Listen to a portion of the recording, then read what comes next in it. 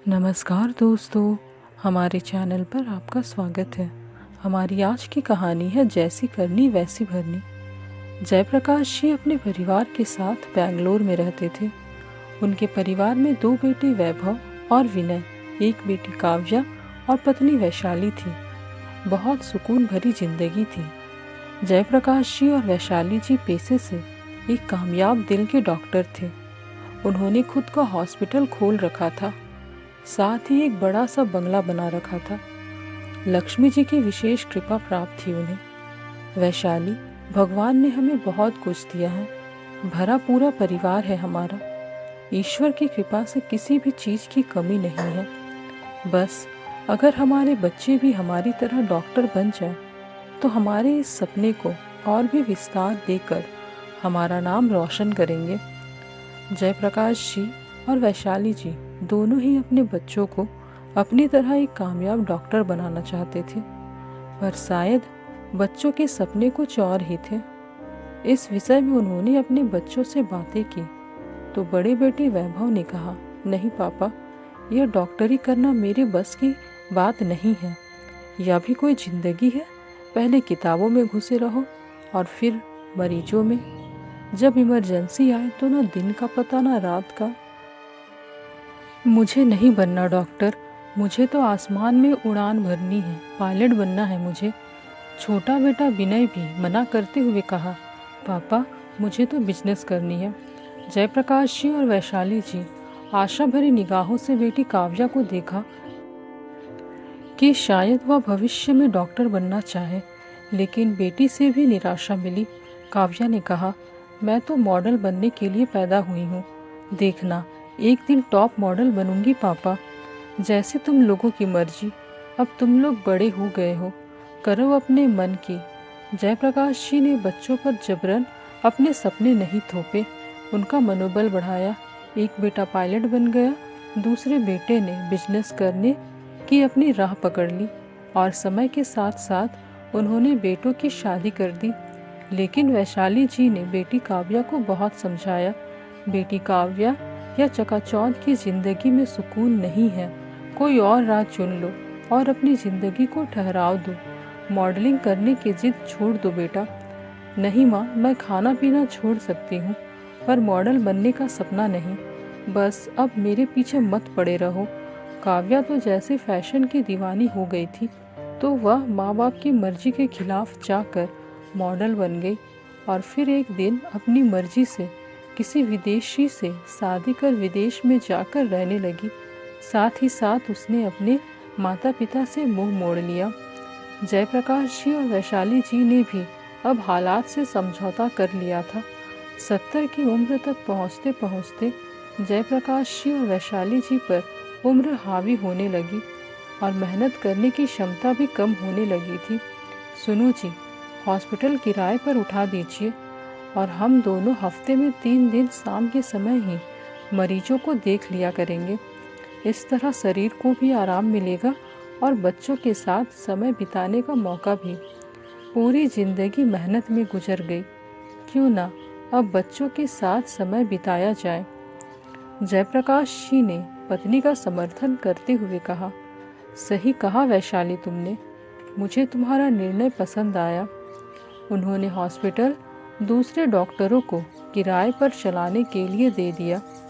दोनों ने अपनी बची कुची जिंदगी बच्चों के साथ घर पर बिताने का निश्चय कर लिया। जयप्रकाश जी की बहुएं रईस घरों की बेटियां थीं और दोनों ही अच्छे पदों पर कार्यरत थीं। घर के काम के लिए नौकर चाकर लगे थे। दोनों पति पत्नी डॉक्टरी छोड़कर पोते पोतियों के साथ घर पर अपना समय बिताने लगे। जब तक दोनों अपने कामों में व्यस्त थे, सब कुछ अच्छा चल रहा था। लेकिन अब सास ससुर का पूरे दिन घर पर रहना बहुओं को अखरने लगा था। बस यहीं से परिवार में छुटपुट कलह की आवाज़ें उठने लगी। एक दिन छोटी बहू प्राची ने बड़ी बहू सुमन से कहा, दीदी, आपको नहीं लगता मॉम डैड बच्चों को हमसे दूर कर रहे हैं? हम ऑफिस से आते हैं, फिर भी बच्चों को कोई फर्क नहीं पड़ता। पहले कैसे दौड़ कर आते थे। सही कहा, अब तो 2 घड़ी आराम से बैठो। तो बहू, कैसी रही दिनचर्या, क्या क्या किया आज? तरह तरह के इनके सवाल। अब यह भी कोई बात है? आज़ादी से सांस लेना मुश्किल हो गई है। जयप्रकाश जी और वैशाली जी सब सुनकर भी शांति से सब अनदेखी कर रहे थे, जिससे कि घर की शांति भंग ना हो। इसलिए उन्होंने धीरे धीरे बच्चों और बहुओं से दूरी बना ली और अपने कमरे में सिमट गए। वैशाली जी मन ही मन दुखी होती, पर खुश रहने का दिखावा करती रहती। एक दिन हृदयघात से वैशाली जी जयप्रकाश जी को हमेशा के लिए अकेला छोड़ इस दुनिया से विदा हो गई। वैशाली जी के जाने के बाद अपना अकेलापन दूर करने के लिए जयप्रकाश जी अब रोज सुबह शाम बगीचे में पहुंचकर अपने उम्र के बुजुर्गों के साथ वक्त बिताने लगे। घर पर बूढ़े पिता की जिम्मेदारी कौन उठाएगा, इस बात को लेकर दोनों भाइयों में अक्सर झगड़े होने लगे। दोनों में कोई भी अपने पिता की देखभाल करने को तैयार नहीं था। दोनों भाई उनसे अपना पल्ला झाड़ना चाहते थे। एक दिन छोटा भाई विनय गुस्से में बड़े भाई वैभव से कहता है, भैया यह ठीक नहीं है। आपको पहले से पता था कि प्राची के मायके में शादी है और हमें वहाँ जाना जरूरी है, फिर भी आपने विदेश घूमने का प्रोग्राम बना लिया। दोनों चले जाएंगे तो पापा के साथ कौन रहेगा घर पर? अरे तो हम अपनी छुट्टी खराब कर दे? पिताजी मेरी अकेले की जिम्मेदारी है क्या? पिछली बार भी तुम लोग बिना बताए घूमने चले गए, हमें मजबूरी में टिकट कैंसिल कराने पड़े।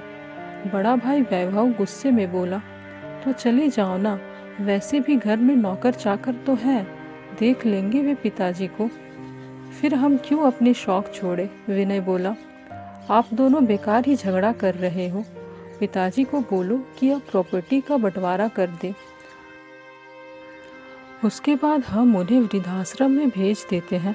वैसे भी घर पर रहते हैं तो कमरे में बंद रहेंगे या बाहर हम उम्र के लोगों के साथ। इससे तो बेहतर है कि वो उनकी ज़िंदगी जिए और हम हमारी। क्यों भाभी? प्राची की बात का सबने समर्थन किया। रात को खाना खाने के बाद जयप्रकाश जी से वैभव ने जो कहा वो सुनकर जयप्रकाश जी की आंखों में नमी तैरने लगी।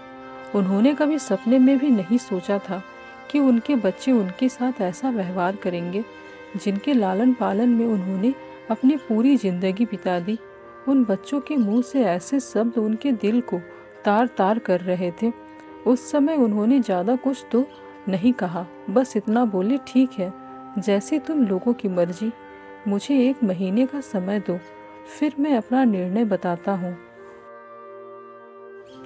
उस दिन के बाद से जयप्रकाश जी रोज सुबह नाश्ता कर घर से जो निकल जाते और रात को लौट कर आते थे।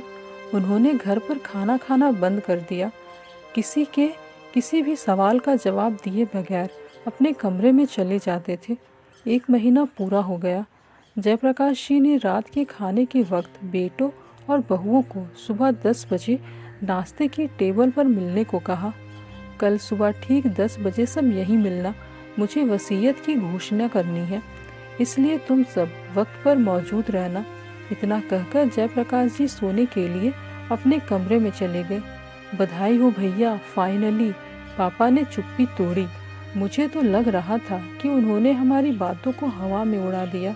सही कहा विनय, मुझे भी यही फीलिंग आ रही थी। चलो देर से ही सही, पर उन्होंने कुछ फैसला तो लिया। मुझसे तो अब सुबह होने का इंतजार करना भी मुश्किल हो रहा है।